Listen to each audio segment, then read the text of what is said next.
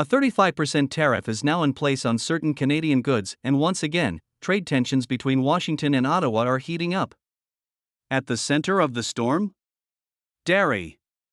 Even though these new tariffs don't directly target the dairy sector, the system Canada uses to protect it has long been a point of contention for President Donald Trump.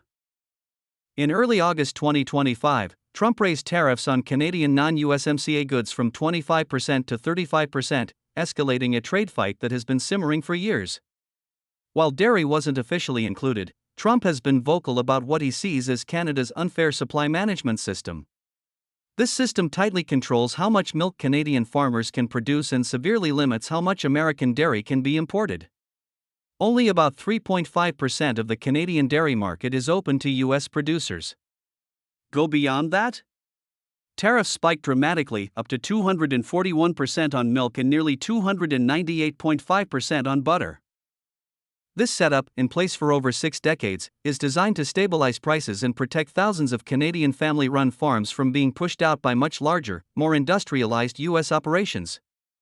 The sector is technically part of CUSMA, what Americans still call USMCA, but Trump argues that the deal still favors Canada too heavily. From Washington's perspective, these high limits and steep tariffs create a barrier that keeps American producers out of a nearby and lucrative market. Despite that pressure, just weeks before the tariff hike, Canada doubled down. Parliament passed legislation that forbids any future government from using supply management as a bargaining chip in trade talks. The law passed with broad political support, reflecting a rare national unity. It's not just Quebec standing behind supply management, provinces like Alberta, BC, and even the Northwest Territories see it as vital to rural economic health. Prime Minister Mark Carney and his government understand the stakes.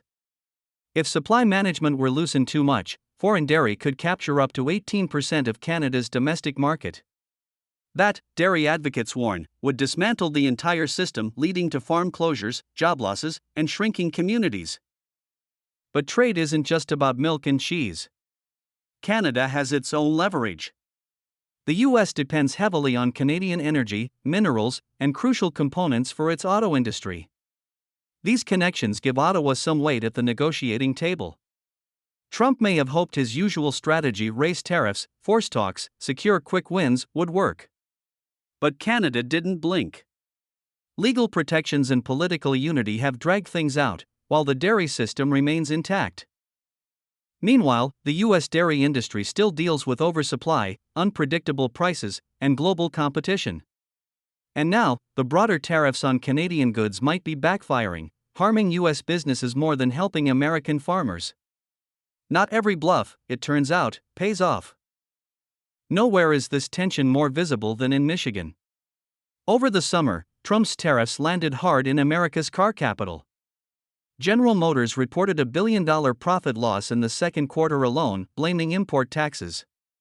Stellantis took an even bigger hit, with a $2.7 billion loss in the first half of 2025. And analysts expect Ford to follow suit. Trump has positioned these tariffs as a way to bring jobs and manufacturing back to the U.S., but in Detroit, the reality is different. Costs are rising, margins are shrinking, and job security is weakening. And the key reason?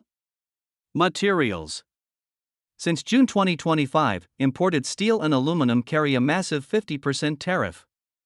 Canada, America's largest aluminum supplier, is now hit with a 35% rate for non-USMCA goods. Mexico was given a temporary 90-day reprieve, but the threat of tariffs looms there too. And it doesn't stop in North America. India, another key supplier of auto parts, now faces a 50% rate as well.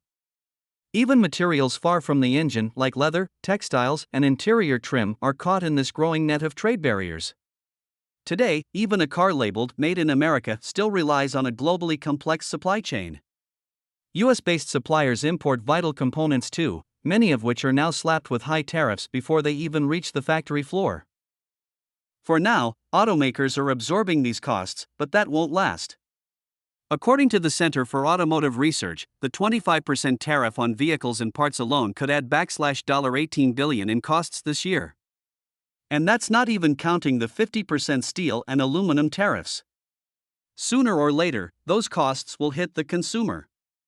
entry-level vehicles could be priced out of the market. Innovation may stall.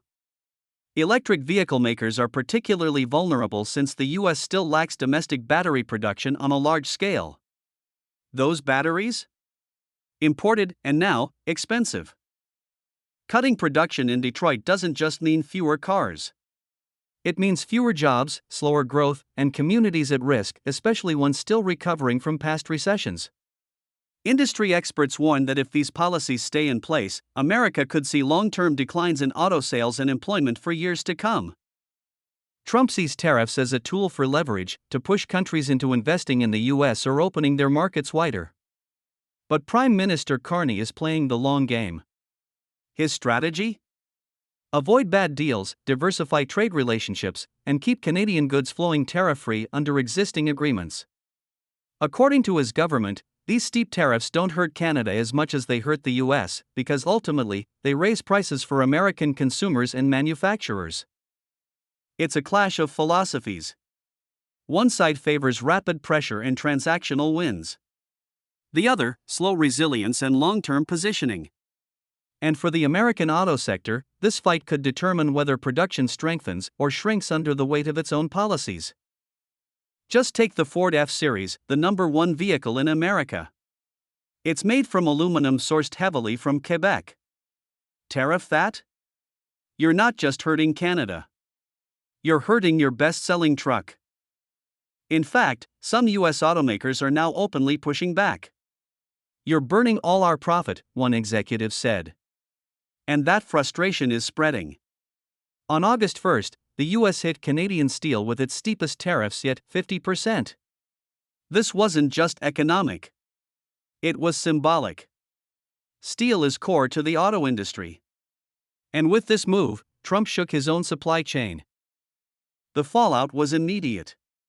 Canadian steel exporters, longtime suppliers to US carmakers, watched their American business vanish. Conquest Steel in Toronto saw a major drop in US orders months before the tariffs even kicked in. Just the threat of instability was enough to freeze cross-border deals. But Canada didn't retaliate with equal force. Instead, companies pivoted, focusing on domestic clients, investing in new technologies, and strengthening their own industries. Prime Minister Carney is betting on structural resilience over short-term revenge. As prices rise in Detroit, costs compound. Ford and GM are already cutting production. Vehicle prices could jump by thousands, some models by as much as $90,000, depending on materials and sourcing. Tariffs meant to punish Canada are landing squarely in Michigan. Many of Trump's tariff demands came with hard deadlines and shallow deals. Some countries, like Japan and parts of the EU, rushed to sign. Canada didn't. And now, many of those quick agreements are already starting to show cracks. According to Jean Chirez of Canada's U.S. Relations Council, Canada's refusal to cave may have been the smarter move. If the White House does what's good for Detroit, one analyst said, it'll be good for Ontario too. The trouble is, these policies are hitting everyone and may end up sinking some key U.S. manufacturers in the process. In the end, Trump's tariffs were meant to shake Canada. But the economic shockwaves are rocking America's own foundation. Canada may be taking the punch, but it's the U.S. industrial base that's reeling. Thanks for watching. If you found this breakdown helpful, don't forget to like, subscribe, and share your thoughts in the comments. See you in the next video.